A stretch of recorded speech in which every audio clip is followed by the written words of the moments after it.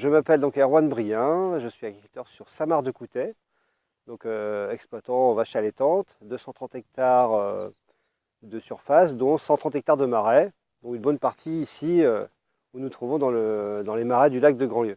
Donc ici nous sommes sur un site naturel protégé Natura 2000, donc sur les marais du lac de Grandlieu.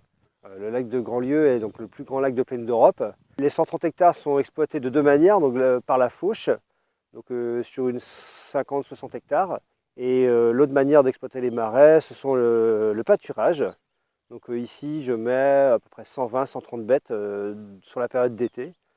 Les fourrages récoltés sur les parcelles sont destinés autant à l'affouragement des bovins qu'au paillage aussi des bovins dans les bâtiments lors de la période hivernale. Quelques contraintes sur ce marais, notamment la présence de jussie, qui est une plante aquatique envahissante, et la présence d'écrevisses qui creusent des galeries en fait, et qui dégradent les berges. Le milieu du marais dans lequel je travaille est un cadre vraiment exceptionnel. La présence des marais permet de pérenniser l'exploitation sur le long terme.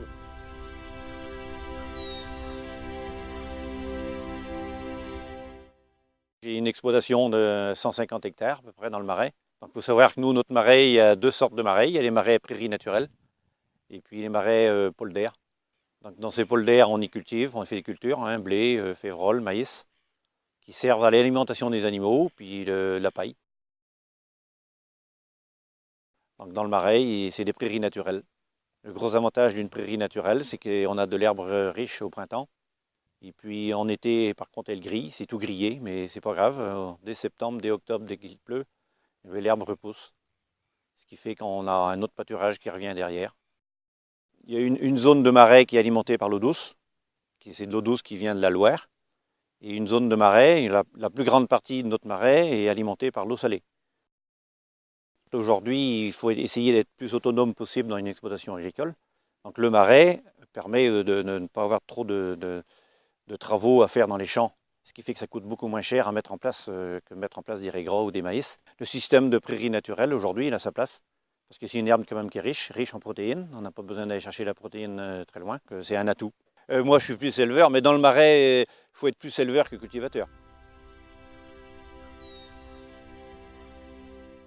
Moi, je suis David Gélineau, agriculteur donc sur Cantenay-Épinard. J'ai les pieds dans l'eau parce qu'ici, je suis dans un bras de la Mayenne qui inonde et qui coupe l'accès à la parcelle. Donc, je suis en production vache allaitante limousine en agriculture biologique.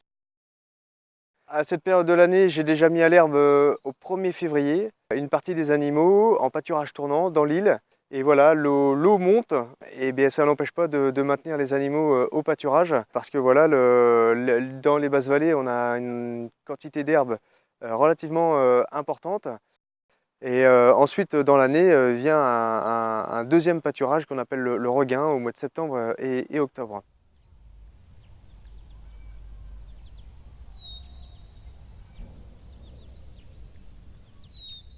Maintenant c'est si quelqu'un est intéressé par un système très herbagé avec de la nourriture très simple, herbe et foin, et bien là les basses vallées correspondent parfaitement à la dynamique, à l'image du pâturage toute l'année pour les bovins.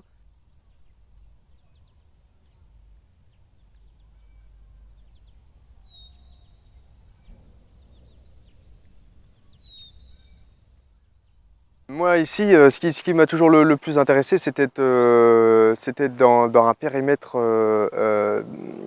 très particulier au niveau de la biodiversité, à une proximité de la ville et surtout très orienté, je voulais surtout faire beaucoup de pâturage.